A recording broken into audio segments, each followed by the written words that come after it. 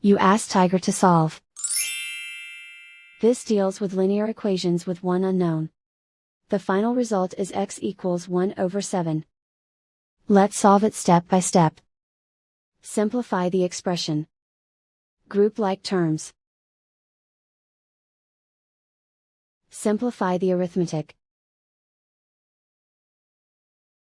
Group all constants on the right side of the equation.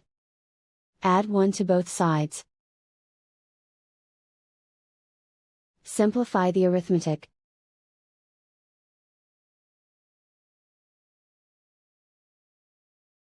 Isolate the x. Divide both sides by 7. Simplify the fraction. And so the final result is x equals 1/7.